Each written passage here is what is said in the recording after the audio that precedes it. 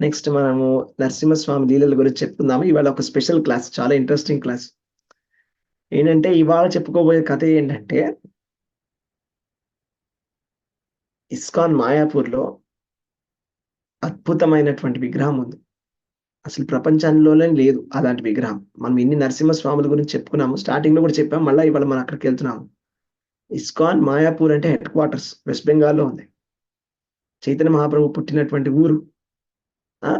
అక్కడ ఒక స్పెషల్ నరసింహస్వామి విగ్రహం ఉంది.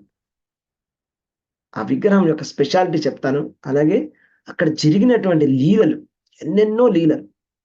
ఆఫ్‌కోర్స్ భగవంతుడు సర్వత్రా ఉన్నాడు. భగవంతుడు ఎన్నో అద్భుతమైన ఆహ్, ఆలయాలున్నాయి. అండ్ ప్రతి ఆలయంలో కూడా ఎన్నెన్నో లీలలు ఉన్నాయి. ఒప్పుకుంటారా మీరు? ఎన్నో లీలలు, ఒకటి కాదు, 2 కాదు. అసలు మీరు రాసుకుంటూ పోతే ఈ ఆలయంలో భగవంతుడిని ఈ విధంగా మొక్కుకున్న వాళ్ళకి ఈ విధంగా భగవంతుడు వరాలిచ్చారు. ఈ విధంగా వాళ్ళకి ఆ కష్టాలను తీర్చాడని రాస్తూ పోతే పుస్తకాలు సరిపోవు. అంత ఉంటది ఇన్ఫర్మేషన్. ఒక్కొక్క ఆలయానికి కూడా చాలా గొప్పతనం ఉంది. ఇవాళ మనమైతే గనక ఇస్కాన్ మాయాపూర్‌లో ఉన్నటువంటి ఆహ్, స్వామి నరసింహస్వామి ఆయన అక్కడ జరిగినటువంటి కొన్ని లీలల్ని మనం చర్చించుకుందాం. అసలు మొట్టమొదటిగా చెప్పాలంటే ఇక్కడ మాయాపూర్‌లో ఉన్నటువంటి అసలు ఎందుకొచ్చింది మనకు ఆల్రెడీ మనం స్టోరీ చెప్పుకున్నాం. షార్ట్‌గా ఒకసారి చెప్పాలంటే 1984 మధ్య అర్ధరాత్రి 35 మంది ఆహ్, డెకాయిట్స్, గజ దొంగలు వచ్చి దోపిడీ చేయడానికొచ్చారన్నమాట. దోపిడీ దొంగలు. వాళ్ళు బాంబ్స్ అన్నీ కూడా గన్స్ అన్నీ తీసుకొనొచ్చారు. మాయాపూర్ చంద్రోదయం అందరికి. వచ్చి వాళ్ళు బాంబ్స్ ఏస్తామని భయపట్టించి వాళ్ళు ప్రభుపాద విగ్రహాన్ని, రాధారాణి విగ్రహాన్ని దొంగిలించడానికి వచ్చారు. అందులో బంగారం ఉందని వాళ్ళకి తెలిసిందన్నమాట. బంగారం ఉందేమో అనుకోని వాళ్ళొచ్చారలా. బంగారంతో తయారు చేశారు.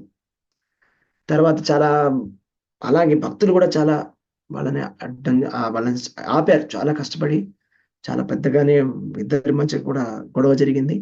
భక్తులు గూడా చాలా ధైర్యంగా ఫేస్ చేశారు వాళ్ళని. వీళ్ళ దగ్గర ఎటువంటి వెపన్స్ లేకపోయినా కూడా చాలా పెద్దగా జరిగింది వివాదం. తర్వాత కొంతమంది డెకాయిట్స్ కూడా వాళ్ళని చంపేశారు. డెకాయిట్స్‌ని కూడా. ఆ! వాళ్ళు అలాగా బాంబ్స్ చేయడం చాలా జరిగింది. తర్వాత ఏం జరిగిందంటే అందరూ కూడా భయపడిపోయారన్నమాట భక్తులు. సో, ఇక్కడ అస్తమానం గూడా దొంగలొస్తున్నారు. చాలా ప్రాబ్లమ్ అవుతోందని వాళ్ళు చాలా వరీ అయిపోయారు. అప్పుడు వాళ్ళేమనుకున్నారంటే ఇక్కడ నరసింహస్వామి విగ్రహాన్ని ఒకటి స్థాపించాలి అని వాళ్ళు డిసైడ్ అయ్యారు. నరసింహస్వామి విగ్రహాన్ని స్థాపించాలి అని. కాకపోతే ఏంటంటే అక్కడ నరసింహస్వామి యొక్క విగ్రహాన్ని ఒక నైష్టిక బ్రహ్మచారి మాత్రమే పూజించగలడు. నైష్టిక బ్రహ్మచారి అంటే ఆయన ఎప్పుడు కూడా నిత్యము బ్రహ్మచారి అయి ఉండాలి. ఎప్పుడు బ్రహ్మచారి అయినటువంటి వాళ్ళు మాత్రమే ఆహ్, ఉగ్ర నరసింహస్వామిని పూజించగలరు. అదే గృహస్థులు గనక పెట్టుకోవాలంటే గనక వాళ్ళు లక్ష్మీ నరసింహస్వామిని పెట్టుకోవాలన్నమాట. లక్ష్మీ సమేతముగా ఉన్నటువంటి శాంత లక్ష్మీ నరసింహస్వామిని మాత్రమే పెట్టుకోవాలి గానీ, వాళ్ళు ఉగ్రమైనటువంటి నరసింహస్వామి యొక్క విగ్రహాన్ని పెట్టుకోకూడదు. కేవలం బ్రహ్మచారులు మాత్రమే పూజించాలన్నమాట.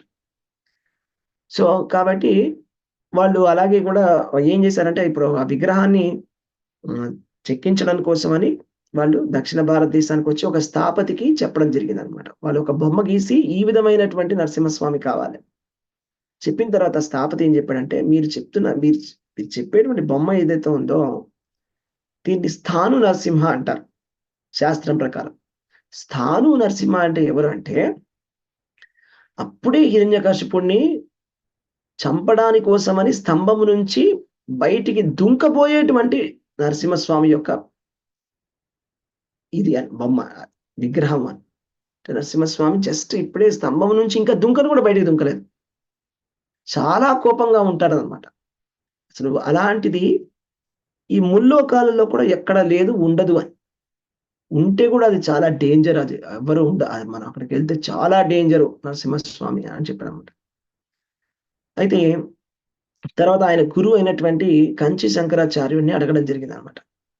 కంచి శంకరాచార్యుడు అప్పుడు చెప్పారనమాట. ఈ విగ్రహాన్ని గనుక నువ్వు చెక్కితే నీ ఫ్యామిలీ అంతా కూడా నాశనం అయిపోతుంది. అది చెయ్యకని. అయితే ఆయన కూడా చెప్పాడు. నేను చేయను. ఇది నేను చేయలేను. మా గురువుగారు కూడా చెప్పారు. నేను అసలు చేయడానికి సమస్య లేదని. స్థాను నరసింహ అంటే అలాంటిది ఎక్కడా కూడా లేదని. అలాంటిది నేను చేయను. తర్వాత మళ్ళా వచ్చి అడగడం జరిగిందనమాట. అడిగినప్పుడు మళ్ళా అప్పుడు ఏంటంటే కంచి శంకరాచార్యుల వారు తర్వాత చెప్పారు. ఏం చెప్పారంటే ఆ ఇది మాయాపూర్‌లో చేస్తున్నారు. మాయాపూర్ అంటే ఏంటి? చైతన్య మహాప్రభు యొక్క ఊరు. చైతన్య మహాప్రభు ప్రేమ, ప్రేమ రూపం, ప్రేమావతారం. కాబట్టి ఎక్కడ ఉంటారో అక్కడ ఉండేటువంటి అధిదేవత యొక్క ఆహ్, భావమే ఉంటుంది కాబట్టి ఇక్కడ నరసింహస్వామి మాయాపూర్‌లో ఉన్నప్పుడు ఆయన ఉగ్ర నరసింహ అయినా కూడా ఆయన భక్తినిస్తాడు. అంటే రాధాకృష్ణుల పట్ల ప్రేమనిస్తాడు. అదే భక్తుల యొక్క విఘ్నాలని తొలగిస్తాడు అని ఆయన చెప్పడం జరిగింది. అప్పుడు ఆ స్థాపతి ఆ విగ్రహాన్ని చెక్కడం జరిగిందనమాట. సో, చాలా అద్భుతమైన విగ్రహం. ఇంకా చాలా పెద్ద లీల ఉంది. అదంతా నేను షార్ట్‌గా చెప్తాను. తర్వాత వాళ్ళు మొత్తానికి తీసుకొచ్చారు. మాయాపూర్‌కి తీసుకొచ్చారు. తీసుకొచ్చిన తర్వాత ఇప్పుడు ఎవరు చేయాలి ఈ ఈ విగ్రహం యొక్క పూజ అని అందరూ భయపడిపోతున్నారు. ఏమో నేను చేయలేను. అక్కడ ఉన్నటువంటి భక్తులందరికి కూడా ఎవ్వరు కూడా ధైర్యం చేయలేకపోతున్నారన్నమాట. నేను పూజ చేయాలి అనేది వాళ్ళు ఆలోచించడానికి వాళ్ళకి చాలా భయంగా ఉందన్నమాట. ఆ! సో, అప్పుడు ఏం చేశారంటే ఒక భక్తుడు, ఒక బ్రహ్మచారి అక్కడ ఉండేటువంటి బ్రహ్మచారి, సరే నేను చేస్తాను అని చెప్పేసి, నేను విగ్రహారాధన చేస్తానని చెప్పేసి ఆయన వచ్చారంట. కానీ ఆయన ప్రతిరోజు లోపలికొచ్చేటప్పుడు చాలా భయపడుతూ వచ్చేవాడు లోపలికి. భయపడుతూ వచ్చేవాడు. చాలా భయంగా వచ్చి వణుకుతూ వెళ్ళిపోయేవాడు. ఒకరోజు నాడు రాత్రి నిద్ర లేచేసరికి ఆ పూజారి రూమ్‌లోనే నరసింహస్వామి కనిపించారంట. కనిపించేసరికి భయపడిపోయాడన్నమాట. ఇలా చెయ్యి పెట్టాడంట నరసింహస్వామి అతని మీద. ఆ పూజారి మీద చెయ్యి పెట్టి, "ఎందుకు భయపడతావు? భయపడకుండా పూజ చెయ్యి" అని చెప్పాడంట. కానీ ఈ భక్తుడికి చాలా భయం. ఇక పరిగెత్తుకుంటూ అరుచుకుంటూ బయటకొచ్చేసారంట. బాబోయ్! బాబు అందరొచ్చి ఏం జరిగింది అని చెప్పారట. అయితే అక్కడ నరసింహస్వామి వచ్చి ఏం చెప్పాడంటే, "భయపడొద్దు. భయపడకుండా చక్కగా పూజ చెయ్యి" అని చెప్పాడు. ఓకే. సో, ఇది ఒక పాస్ టైమ్ అన్నమాట. రైట్. నేను ఇంకొక పాస్ టైమ్ చెప్తాను. అయితే ఒకసారి ఏం జరిగిందంటే, ఒక ఒక ఒక పేరెంట్స్ ఉన్నారు ఇద్దరు. వాళ్ళ అబ్బాయి వచ్చేసి పారిపోయాడు ఇంట్లోంచి. ఇల్లు వదిలేసి ఎళ్ళిపోయాడు. ఎక్కడికెళ్ళాడో తెలీదు వాళ్ళకి. మాయాపూర్‌లో ఉండవచ్చు అని ఎవరో చెప్పారు. మాయాపూర్‌కొచ్చారు. మాయాపూర్‌కొచ్చి నరసింహస్వామి ముందు ఆ తల్లిగారు నమస్కారం పెట్టుకొని, "స్వామి, నేను లాస్ట్ టైమ్ వచ్చినప్పుడు నేను చాలా హ్యాపీగా నేను పూజ చేసుకున్నాను మిమ్మల్ని. కానీ ఇప్పుడు మా అబ్బాయి తప్పిపోయాడు. నాకు చాలా బాధగా ఉంది. మా అబ్బాయి గనక నాకు దొరికినట్టయితే నేను భక్తురాలిని అయిపోతాను" అని. "నేను మంచిగా భక్తి చేస్తాను" అని. అలా చెప్పడం ఏంటి కంటి ముందు కనిపించారంట వాళ్ళ అబ్బాయి అక్కడికక్కడే. సడెన్‌గా అలాగే వచ్చారంట కంటి ముందు. సో, అది నిజమైనటువంటి స్టోరీస్ ఇవన్నీ కూడా రికార్డ్ చేసినటువంటి స్టోరీస్ ఇవన్నీ కూడా. ఆ పుస్తకం నుంచే నేను ఇవన్నీ కూడా స్టోరీస్ అన్ని తీసుకొని చెప్తున్నాను మీకు. అయితే తర్వాత ఆవిడ చాలా గొప్ప భక్తురాలయ్యారు. అలాగే ఆవిడ మంచిగా కూడా ప్రచారం కూడా చాలా చక్కగా చేస్తున్నారు. ఎందుకంటే వాళ్ళకి పర్సనల్‌గా అనుభవం అయిందన్నమాట. ఆ భగవంతుడిని పూజించిన వెంటనే అక్కడికక్కడే వాళ్ళకి రెసిప్రొకేషన్ అక్కడికక్కడే వాళ్ళకి ఇమ్మీడియేట్‌గా తెలిసొచ్చింది. అలాగే ఇంకొకసారి ఏం జరిగిందంటే గౌర పూర్ణిమ ఫెస్టివల్ జరిగినప్పుడు ఆ పూజారి ఏం చేశారంటే ఒక మాతాజీని పిలిచాడు. మాతాజీని పిలిచి ఈ చరణామృతాన్ని అందరు లేడీస్‌కి ఇవ్వండి అని చెప్పినప్పుడు అప్పుడు ఆవిడ చెప్పారంట. నేను నరసింహస్వామికి యాక్చువల్‌గా నేను ప్రార్థన చేసుకుంటున్నాను. ఏదో ఒక విధంగా నీకు సేవ చేసే అవకాశం నాకివ్వమని అలా ప్రార్థన చేసుకుంటుంటే మీరు వెంటనే నాకు ఈ సేవనిచ్చారు అని. అయితే అప్పుడే చెప్పానంట. అవును నిజమే. ఎందుకంటే మీరు ఎప్పుడైతే గనక మీరు భగవంతుడిని పూజిస్తారో వెంటనే ఆయన కోరికలు తీరుస్తాడని.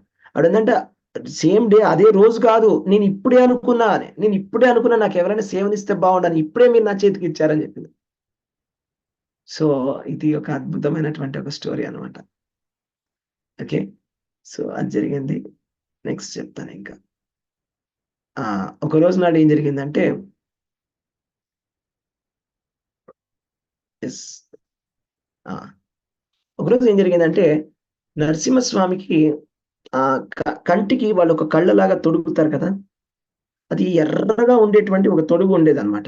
అది తీసేసి పసుపచ్చ రంగులో ఉండేటువంటి కళ్ళని తొడుగుని వాళ్ళు తొడిగారు నరసింహస్వామికి. తర్వాత అక్కడ ఒక డివోటీ ఒక ఆవిడున్నారన్నమాట. ఆ డివోటీ వెళ్లి చక్కగా ప్రేయర్ చేసుకున్నారు. ప్రేయర్ చేసుకున్న తర్వాత ఏం జరిగిందంటే ఆవిడకి ఒక వాయిస్ వినిపించింది. ఏంటంటే, నా కళ్ళు నాకు కావాలని. ఆవిడకి ఏంటంటే కంటి రోగం ఉందన్నమాట. కళ్ళు కనిపించట్లే.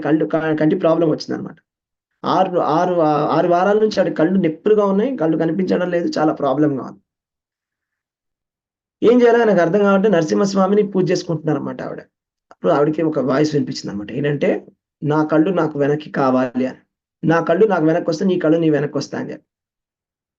సో, ఆ రోజు మధ్యరాత్రి ఆవిడ లేచి మంగళారతికి వెళ్ళి అక్కడ ఉండేటువంటి ప్రధాన పూజారి వెళ్లి చెప్పిందన్నమాట. పంకజాంగ్రి ప్రభుకి, జననివాస్ ప్రభు అని వీళ్ళిద్దరు. అక్కడికెళ్ళి చెప్పడం జరిగిందన్నమాట. అలా చెప్పారు అని. అప్పుడు వాళ్ళు కళ్ళు మార్చారు. ఆ యెల్లో కళ్ళను తీసేసి మళ్ళా ఇంతకు ముందు ఉన్నటువంటి ఎర్రటి కళ్ళను పెట్టిన తర్వాత ఈవిడకి వెంటనే ఆవిడ యొక్క కంటి ప్రాబ్లమ్ అంతా కూడా వెళ్ళిపోయింది. ఓకే. సో, ఆ విధంగా జరిగిందన్నమాట. ఓకే. నేను ఇంకా కూడా చెప్తాను. చాలా చాలా అద్భుతమైనటువంటి ఇంకా పాస్ట్ టైమ్స్ ఉన్నాయన్నమాట. ఒకరోజు నాడు ఏం జరిగిందంటే, పూజారి పూజ చేస్తున్నాడు నరసింహస్వామికి. పూజ చేస్తుంటే అక్కడ ఒక పువ్వు పడింది. పువ్వు పడ్డ వెంటనే పూజారికి అర్థమైందన్నమాట. పూజారికి అర్థమయ్యి అక్కడ ఉన్న వాళ్ళందరిని పిలిచారన్నమాట. ఇక్కడ మీలో ఎవరైనా విశేషమైనటువంటి ప్రార్థనలు చేసుకున్నారా అని. అంటే ఒక ఆవిడ ఏడుస్తూ ముందుకొచ్చారు. అవునండి. మా కూతురికి పెళ్ళయి 4, 5 సంవత్సరాలయింది. కానీ పిల్లలు లేరు. అయితే చాలా బాధపడుతోంది దాని గురించి. అందుకోసమని నేను ప్రార్థన చేసుకున్నాను. మా కూతురికి పిల్లలు పుట్టాలి అని. అందుకోసమని అయితే అప్పుడు ఇదిగో పువ్వు నరసింహస్వామి నుంచి పడింది. ఇది నీకోసం అని చెప్పి ఇచ్చారంట. ఇచ్చిన తర్వాత నెక్స్ట్ ఏడాది ఆవిడొచ్చారు. ఆవిడ ఆహ్, తన కూతురు, అలాగే అల్లుడు, అలాగే కొత్తగా అప్పుడే పుట్టినటువంటి బాబుతోటి కూడా నవ్వుతూ వచ్చారంట. నరసింహస్వామి ముందొచ్చి చాలా చక్కగా పూజ చేసుకున్నారంట. ఓకే. అదొకటి. తర్వాత ఏం జరిగిందో చెప్తాను ఒకటి. యెస్.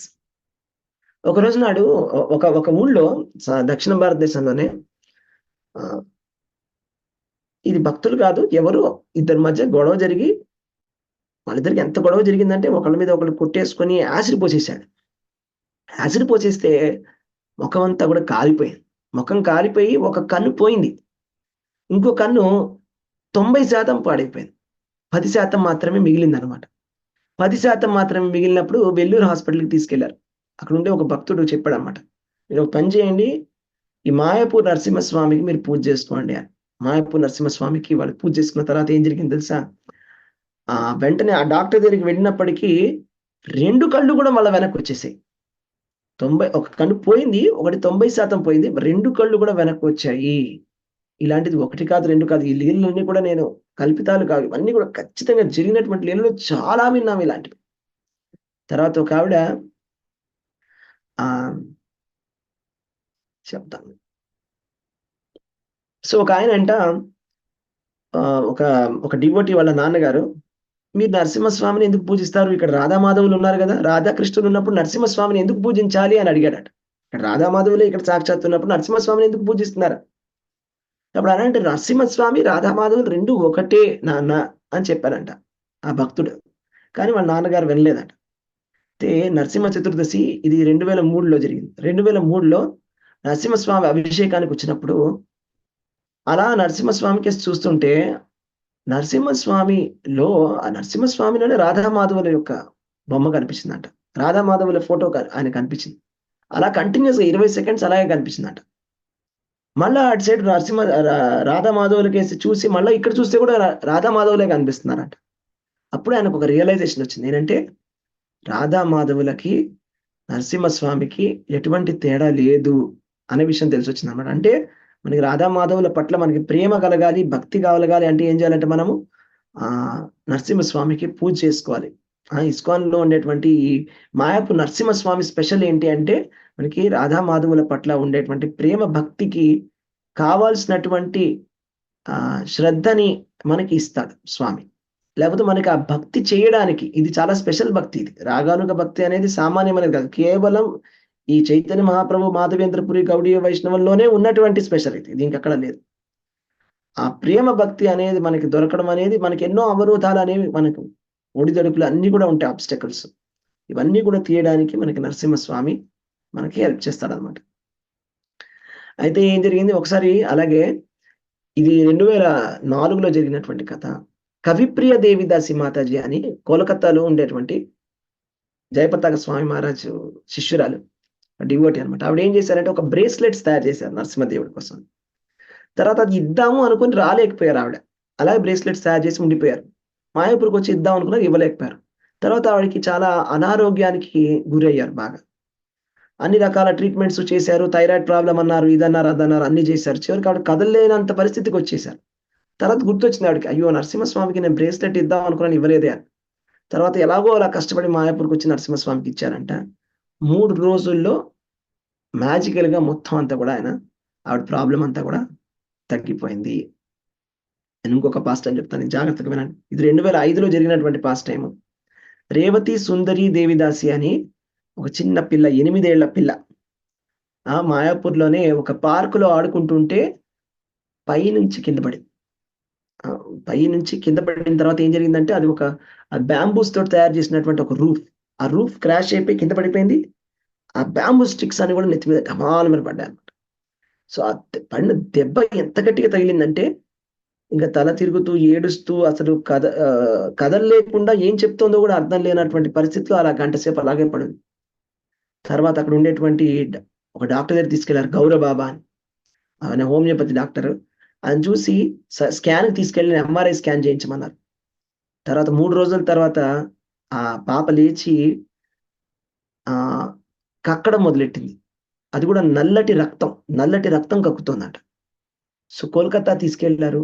తర్వాత ఏమవుతుందంటే ముక్కులోంచి ఒక ఫ్లూయిడ్ కారిపోతుంది.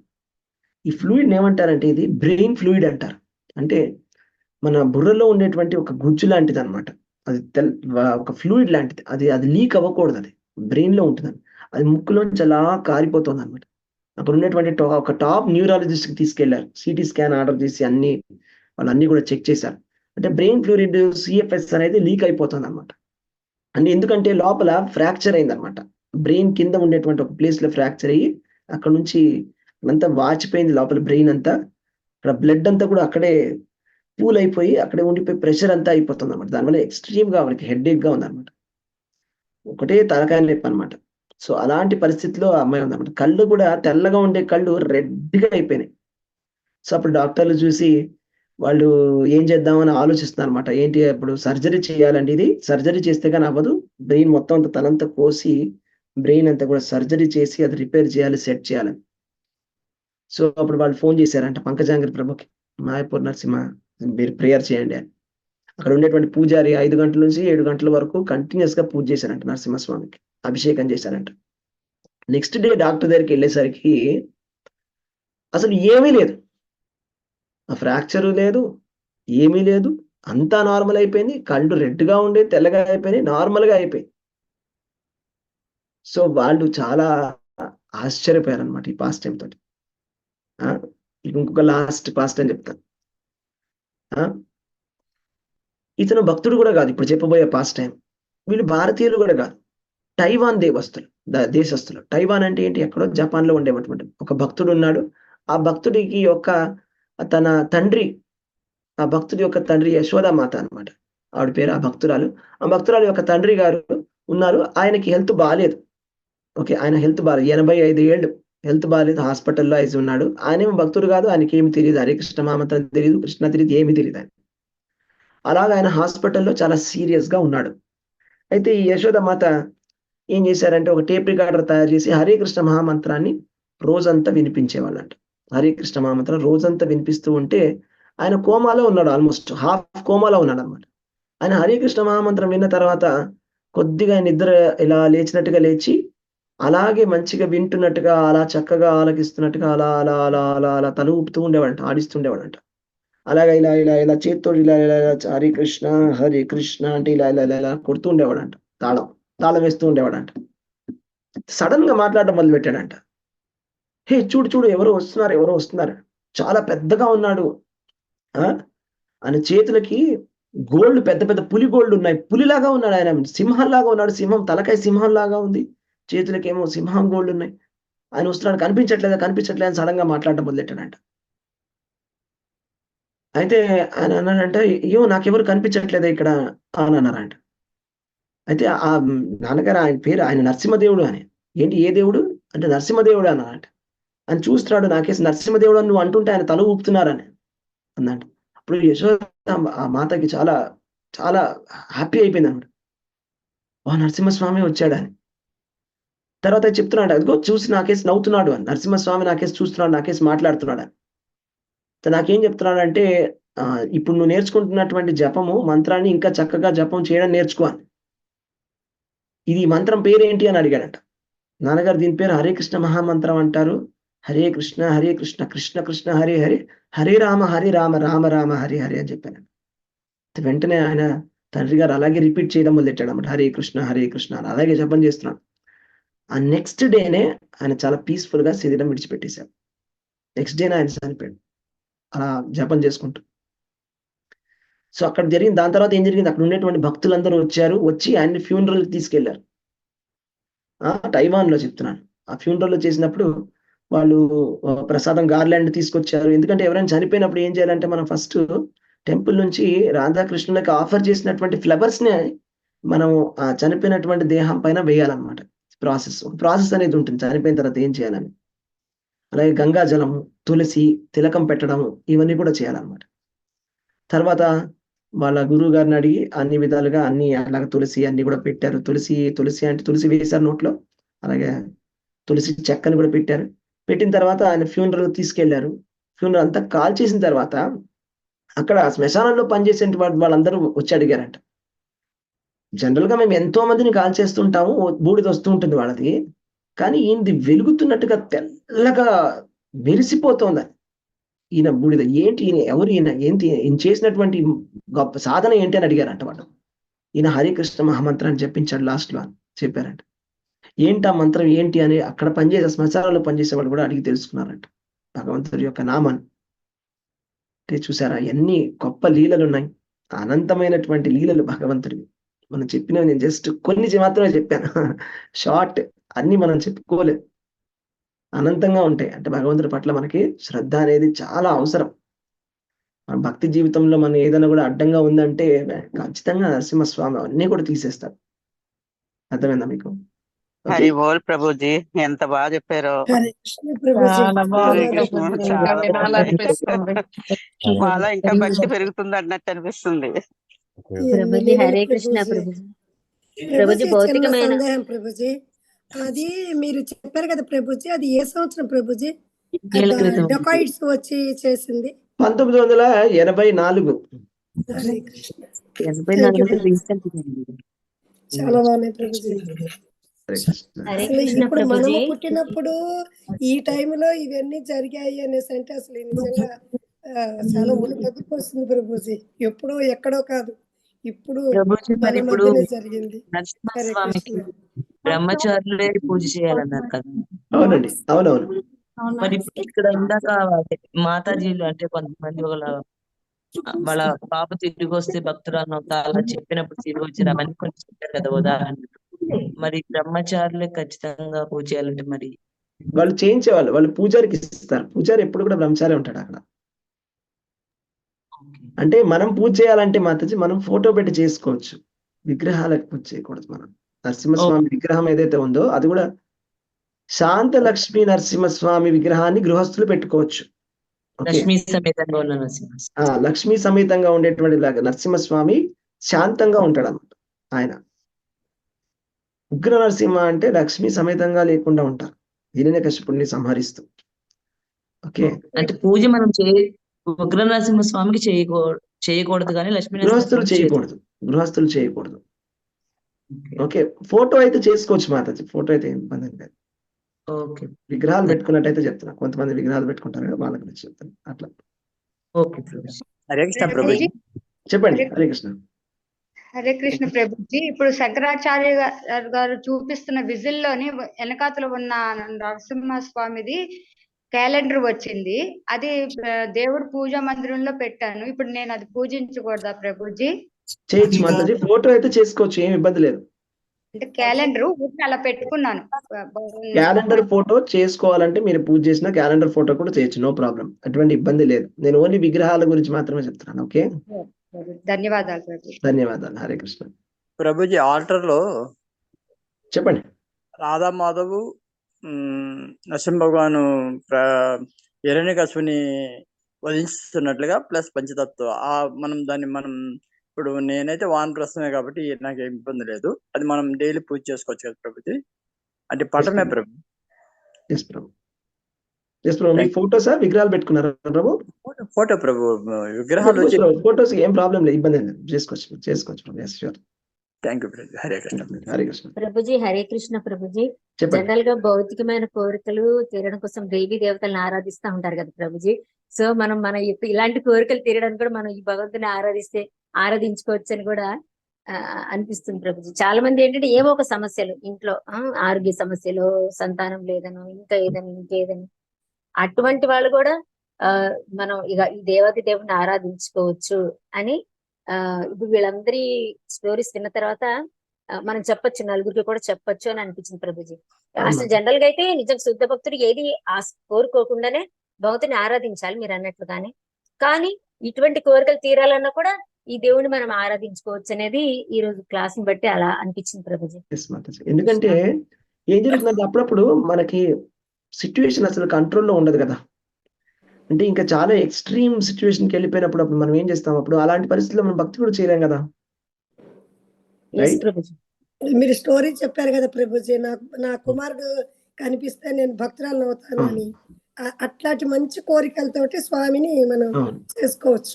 అంటే ఆమె లాస్ట్ భక్తురాలు అయింది కాబట్టి అలా మనసులో మనం పెట్టుకోవాలి. నెరవేరే అంటే వాళ్ళు పూర్తిగా శరణాగతులు అవ్వాలి ప్రభుజీ. అటువంటి భక్తి చేయగలగాలి, అటువంటి భక్తి చేయాలి. అవును, అది మనకి భగవంతుడు కోరికలు తీర్చడానికి ఉద్దేశం ఏంటంటే మనం భక్తిలో పురోగమించాలని, అంతేగాని భగవంతుని మర్చిపోయి మళ్ళీ భౌతికంలో పడడానికి కాదు. అది ఫ్రీ చేయడానికే మనకు ఆయన కోరికలు తీరుస్తారు. మనలో ఉన్నటువంటి బాధలు అన్ని తీరిస్తే నాకు భక్తురాలు అవుతుంది అనే ఉద్దేశంతో ఆయన తీస్తారు. మనం అది కాపాడుకోలేకుండా పోతే ఇంకా మనకు మళ్ళీ శిక్షే. చాలా మంది ఉన్నారండి, మనకి చాలా క్లోజ్ గా తెలిసిన వాళ్ళు కూడా చాలా మంది అలా ఉన్నారు. అంటే భగవంతుని ప్రార్థన చేసుకొని ఒక్కసారి నాకు కనుక ఈ లైఫ్ మళ్ళా వచ్చిందంటే, నాకు సెకండ్ లైఫ్ మళ్ళా వచ్చిందంటే కనుక ఖచ్చితంగా నేను డివోటెడ్ గా ఉంటాను అనేసి చెప్పుకున్న వాళ్ళకి మళ్ళీ సెకండ్ లైఫ్ మిరాక్యులస్ గా రావడం, వాళ్ళు ఆల్మోస్ట్ చనిపోవడం వరకు వెళ్ళి బయటకు వచ్చి గొప్ప భక్తులు అయిన వాళ్ళు చాలా మంది ఉన్నారు. చాలా చాలా తెలిసిన వాళ్ళు, నా పేరు చెప్పలేదు, అంత క్లోజ్ మనకి. ఇప్పుడు ఈ విధంగా మనము భక్తి చేస్తున్నప్పుడు లక్ష్మీ నరసింహ ప్రభుజీ ఉగ్ర నరసింహస్వామిని సేవించుకోవాలి. మీరు ఫోటో అయితే ఎవరిదైనా చేయొచ్చు, నో ప్రాబ్లం. ఫోటో అయితే ఎవరిదైనా చేయొచ్చు మాతాజీ, నో ప్రాబ్లం. ఫ్యూచర్ లో కనుక ఎప్పుడైనా విగ్రహం తీసుకున్నట్టయితే ఫ్యూచర్ లో అప్పుడు చెప్తాను. అసలు అయితే కనుక ఇప్పుడు వాళ్ళు శాంత లక్ష్మీ నరసింహస్వామి ఫోటో అదే విగ్రహాన్ని పెట్టుకోవాలి. ఓకే, మనకి ఫోటోలు పెట్టినప్పుడు ఓకే. సో అకామో సర్వకామో వా మోక్షకామో ఉదారదిహి తీవ్రైన భక్తి యోగేన యజేత పురుషం పరం. అంటే అకామము అంటే ఎటువంటి మన కోరిక లేకపోయినా, సర్వకామో అన్ని కోరికలు ఉన్నా, మోక్షం కావాలని కోరుకున్నా కూడా తెలివైన వాళ్ళు తీవ్రమైనటువంటి భక్తి యోగంతో దేవాది దేవుణ్ణి శ్రీకృష్ణ భగవాన్ని పూజించాలి. సో అది మనం నేర్చుకోవాలి. అంటే నేను చెప్పేది ఏంటంటే మనకి ఎన్నోసార్లు ఇలాంటి పరిస్థితులు వస్తాయి అన్నమాట. ఇంకా మనం భక్తి కూడా మనకి డిస్టర్బ్ అయిపోతుంది, అలాంటి పరిస్థితులు వస్తాయి, భౌతికమైన పరిస్థితులు. సో అలాంటి పరిస్థితుల్లో మనం నరసింహదేవుని ఖచ్చితంగా మనం పూజించాలి, తప్పేమి లేదు. అడిగినా కూడా మనకి ఉండేటువంటి అదే కదా, మన భక్తిలో ఉండేటువంటి ఈ విజ్ఞానాన్ని కూడా పోవాలి. నేను ప్రశాంతంగా భక్తి చేసుకునే అవకాశం నాకు ఇవ్వండి స్వామి అని కోరుకోవాలి. హరే కృష్ణ. లక్ష్మీదేవి మాత చెప్పండి. ఓకే, సరే, థ్యాంక్ యూ. హరే కృష్ణ అందరికీ. సో మీ అందరికీ కూడా ఇవాళ ఈ పాస్ట్ టైమ్స్ అన్ని నచ్చాయని అనుకుంటున్నాను. సో అయితే ఇప్పుడు మనం భాగవతం ప్రార్థనలు చెప్పుకుందాం.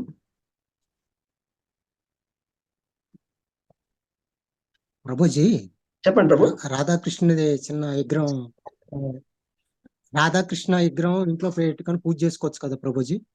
చిన్నది అంటే 3-4 అంగుళాలది. నేనైతే ఏమంటానంటే ప్రభు, రాధాకృష్ణుల విగ్రహాన్ని మీరు జాగ్రత్తగా సైడ్ లో మంచిగా పెట్టుకోండి డెకరేషన్ లాగా, బట్ పూజించడం అనేది రికమెండెడ్ కాదు జనరల్ గా. ఓకే, మీరు ఫోటో పెట్టుకొని చేసుకోండి, ఎటువంటి ఇబ్బంది లేదు, హ్యాపీగా ఉంటుంది. ఎందుకు ఎప్పుడైతే మనం విగ్రహాలు తెచ్చుకుంటామో అప్పుడు మనకి చాలా రూల్స్ రెగ్యులేషన్స్ అనేవి ఉంటాయి. అవన్నీ ఫాలో చేయకపోతే మనకి అనవసరంగా సేవా అపరాధాలు వస్తాయి. సో చాలా స్ట్రిక్ట్ గా ఉంటుంది రాధాకృష్ణ వర్షిప్. కాబట్టి బెటర్ మీరు మంచిగా అలంకారంలాగా అందంగా పెట్టుకోండి ఒక చోట, నమస్కారం పెట్టుకోండి. మన పూజలు మాత్రం ఫోటోలకు చేసుకోండి. సరే ఓకేనా? ఓకే అదొకటే recommendation. Okay okay, yes. Hare Krishna. So start చేద్దాము. శ్రీమద్ భాగవతము ఏ శ్లోకంలో ఉన్నామండి చెప్పగలరా? 42 ప్రభుజీ. 42. ఎస్, చదువుతారా ఎవరైనా? స్టార్ట్ చేయండి. నేను చదువుతాను నేను ప్రభుజీ. చదువుతాను చదవండి. ఎస్ ఎస్, చదవండి చదవండి. కోన్వత్ర తేఖిల గురు భగవన్ ప్రయాస ఉత్తారణేశ భవ సంభవలోపహేతు మూఢేషు వై మహదనుగ్రహ అర్థబంధో కింతేన తే ప్రియజనాను సేవతాం నః. దేవదేవ జగద్గురు విశ్వకలాపములనే నిర్వహించడి నీకు నీ భక్తిలో నెలకొనిన పతితాత్మలను ఉద్ధరించుటలో ప్రయాస ఏమున్నది? నీవు ఆర్తులకు మిత్రుడవై ఉన్నావు. ఇక మూర్ఖుల ఎడనే మహాత్ములు తప్పక కరుణ చూపవలసినది. కనుకని నీ సేవలో నిలిచినట్టి మా వంటి వారలపై నిర్హేతుకమ కరుణను చూపెదవని నేను తలంచుతున్నాను. హరే కృష్ణ ప్రభుత్వం. హరే కృష్ణ. ఇప్పుడు ప్రహ్లాద్ మారు చెప్పినటువంటి శ్లోకానికి మనం చెప్పుకున్న లీలకి ఏంటి కనెక్షన్? ఎవరైనా చెప్పగలరా? చెప్తాను ప్రభుజీ. చెప్పండి. నిస్వార్థమైన సేవలో చేస్తూ ఉన్న వాళ్లకు ఎప్పుడూ నువ్వు కరుణిస్తావు. కానీ ఇప్పుడు ఇన్ని కష్టాలతోటి ఉన్న వాళ్ళను నువ్వు కరుణించి నీ భక్తిని చేసుకుంటున్నావు. ఇంకా నీ నిహేతు కరుణకి అసలు హద్దులు ఉంటాయి స్వామి అనేసి అని ఆయన అంటున్నారు. అండ్ మళ్ళీ దాంట్లో మూర్ఖులు కూడా నిన్ను పూజిస్తారు, వాళ్ళకు కూడా కరుణ ఇస్తున్నావు, భక్తిని చేస్తున్నావు అని చెప్పారని అనుకుంటున్నాను ప్రభుజీ. హరే కృష్ణ. ఎస్ మాతాజీ, హరే కృష్ణ. అంటే భగవంతుడు, మనం చెప్పుకున్నాం, భగవంతుడు విశ్వరూపాన్ని చూపించాడు, అంతటా ఆయన ముఖాలు ఉన్నాయి అని చెప్పుకున్నాము, అంతా కూడా ఆయన నడిపిస్తున్నాడని తెలుసుకున్నాం విశ్వాన్ని. మరి విశ్వాన్ని నడిపించేవాడు తన భక్తుల్ని కాపాడుకోలేడా? ఇప్పుడు అంటే భక్తులు తనని తాను ఆయన చిన్నగా చెప్పుకుంటాడు. నేను ఒక చిన్న, నేను పెద్ద భక్తుడిని ఏం కాదు, నేను ఒక మూర్ఖుణ్ణి, నా పట్ల నీకు దయ ఉంటే ఉంటుంది కదా అని చెప్తున్నాడు అనమాట. నీకు కరుణ ఉండదా నాలాంటి వాళ్ళ పట్ల? ఎందుకంటే అందరికీ కూడా కరుణను చూపిస్తారు గొప్పవాళ్ళు, గొప్ప పురుషులు కరుణమయులు ఉంటారు. అలాంటిది దేవాది దేవుడికి ఎంత కరుణ ఉంటుంది కదా. మరి మనం కష్టపడుతున్నాం అంటే, భక్తి చేస్తున్నాం అంటే భగవంతుడి కరుణ ఉండదా మన పట్ల? అది నెక్స్ట్ శ్లోకం. హరే కృష్ణ ప్రభుజీ. నేను చదువుతాను ప్రభుజీ. చదవండి. నేను చదువుతాను ప్రభుజీ. నైవ్యోద్విజే పరదురత్యయా వైతరణ్య స్వద్వీర్యగాయన మహాచిత్తః సోచే తతో విముఖచేతస ఇంద్రియార్థ మాయా సుఖాయ భరముద్వదహతో విమూఢాన్. ఓ శ్రేష్ఠ పురుష, నేనెత్తట ఉన్నను నీ యశోకర్మల చింతనలోనే పూర్తిగా సంలగ్నమై ఉందును. కనుక భౌతిక అస్తిత్వమునకు భయపడుట లేదు. భౌతిక సౌఖ్యము కొరకు మరియు తమ కుటుంబము, సంఘము, దేశము కొరకు విస్తృతమగు యోచనలను కావించడి మూఢులను గుర్తియే నేను చింతించుచున్నాను. కేవలము వారి కొరకే నేను దుఃఖించుచున్నాను. హరే కృష్ణ ప్రభుజీ. హరే కృష్ణ మాతాజీ. హరే కృష్ణ. ఇక్కడ ప్రహ్లాదుడు ఏం చెప్తానంటే, నా గురించి నాకు ఎటువంటి చింత లేదు స్వామి, ఎందుకంటే నాకు ఎటువంటి భయం లేదు. నాకు ఈ భౌతిక ప్రపంచం మాయ అంటే నాకేం భయం లేదు, ఎందుకంటే ఎప్పుడు నేను నీ గురించే ఆలోచిస్తుంటాను కాబట్టి. అంటే దీన్ని బట్టి మనం తెలుసుకోవాల్సింది ఏంటంటే, భౌతిక ప్రపంచం నుంచి, మాయ నుంచి మనం తప్పించుకోవాలంటే ఎప్పుడు స్వామి యొక్క లీలలు వింటూనే ఉండాలి. ఎక్కడైతే భగవంతుడి కథ జరుగుతూ ఉంటుందో అక్కడ యమదేవుడు కూడా కూర్చొని ఉంటాడు. యమధర్మరాజు చాలా గొప్ప భక్తుడు, మహాజనులలో ఒకడు. సో కాబట్టి యమధర్మరాజు మన ఏం చేయడు. ఇంకా మీరు కనుక కథలో వింటూ ఉంటే, అంటే మీరు క్లాస్లో ఉన్నంత వరకు యమధర్మరాజు ఏం చేయడు, బయటికి రాగానే ఏమైనా చేయొచ్చు, చెప్పలేం. అలాగే ఇక్కడ ప్రహ్లాదుడు ఏం చెప్తున్నాడంటే, నేను మీ యొక్క కథలని శ్రవణం చేస్తూనే ఉంటాను 24 గంటలు, అదే పని. ప్రహ్లాదుడు అంతగా గొప్ప భక్తుడు ఆయన. కాబట్టి నాకేం, నా గురించి ఏమి బెంగలేదు. కానీ ఎవరైతే నిన్ను మర్చిపోయారో, ఎవరైతే నిన్ను పూజించడం లేదో, ఎవరైతే భౌతిక సుఖం, మాయా సుఖం, దీని ఏమని చెప్పారంటే ఇక్కడ మాయా సుఖాయ భరం ఉదావహతో విమూఢాన. అంటే కొంతమంది మూర్ఖులు మాయ సుఖం, ఎండమావుల వంటి మాయ, ఎండమావుల వంటి సుఖాన్ని వెతుక్కుంటూ, ఎండమావుల వెంట వెతుక్కుంటూ ఎలాగైతే మూర్ఖులు వెళ్తారో, వీళ్ళు ఏమి దొరకదో అలాగే మూర్ఖులు నీ సేవను విడిచిపెట్టేసి వాళ్ళు ఏదో సుఖం వెనకాల వెళ్తూ ఉన్నారు. వాళ్ళందరూ కూడా పడిపోబోతున్నారు వాళ్ళు. ఓకే, వాళ్ళందరూ కూడా ఎక్కడ పడిపోతారో మనం చెప్పలేం. అంటే వైతరిణి అనేటువంటి నదిలో పడిపోతారు వాళ్ళు. వైతరిణి అనేది ఒక అద్భుతమైన నది. అది పుణ్యాత్మలకి చాలా అందంగా కనిపిస్తుంది, పాపాత్మలకి చాలా ఘోరంగా కనిపిస్తుంది. ఇదంతా కూడా గరుడ పురాణాలు చెప్తారనమాట. అయితే ఆ వైతరిణి నదిలో కూడా పడిపోతారు వీళ్ళు. ఎవరైతే కనుక మర్చిపోయి మాయా సుఖం వెంట పడతారో వాళ్ళు ఇంకా కష్టాలను అనుభవించబోతున్నారు. వాళ్ళ గురించి నాకు చాలా బాధగా ఉంది. వాళ్ళ గురించి నేను ఆలోచిస్తున్నాను అని. నా గురించి ఏం భయం లేదని. అంటే ఇది భక్తుల యొక్క లక్ష్యమై ఉండాలన్నమాట. అంటే ఒక భక్తులు ఎందుకు ప్రచారం చేస్తారంటే, నేను ధరించాలి అనేటువంటి ఉద్దేశం కాదు. కొంతమంది జ్ఞానులు ఉంటారు, వాళ్ళు హిమాలయాలకు వెళ్ళి వాళ్ళ సాధన వాళ్ళు చేసుకుంటారు, వాళ్ళని వాళ్ళు ధరించుకోవడానికి ప్రయత్నం చేస్తున్నారు. కానీ భక్తుడు అందరినీ ధరించాలి అనేటువంటి ఉద్దేశం. మనం కూడా ప్రహ్లాదుడి యొక్క అడుగుజాడల్లో నడుస్తున్నాం. మనం ప్రహ్లాదుడు అంత గొప్పవాళ్ళం కాదు, నేనైతే ఖచ్చితంగా కాదు, నాకు తెలుసు, అది చెప్తున్నా. కానీ మనం అడుగుజాడలలో నడుస్తున్నాం, ప్రహ్లాదుడి అడుగుజాడల్లో నడుస్తాం కృష్ణ భక్తులందరూ కూడా, ఈ కృష్ణ చైతన్య మార్గంలో ఉండేవాళ్ళు. అంటే మనని మనం ఉద్ధరించుకుంటున్నాం, ఇతర వాళ్ళని కూడా, అందరినీ కూడా మనం చెప్పడానికి ప్రయత్నం చేయాలి. అదే ఒక ప్రాసెస్. మీరు వినాలి, మీరు వేరే వాళ్ళకి కూడా చెప్పాలి. చెప్పినప్పుడు మీకు మంచి జరుగుతుంది, వినే వాళ్ళకి కూడా మంచి జరుగుతుంది. ఓకే, ఇది విషయం. ఓకే, హరే కృష్ణ. ఎస్, హరే కృష్ణ. ఉగ్రం వీర మహావిష్ణువు ఒకరి తర్వాత ఒకరు చెప్పేసి, రైట్. హరే కృష్ణ ప్రభుజీ. ఎస్, అందరు చెప్పండి ఒకరి తర్వాత, రైట్. ఉగ్రం వీరం మహావిష్ణుం జ్వలంతం సర్వతోముఖం నృసింహం విష్ణుం భద్రం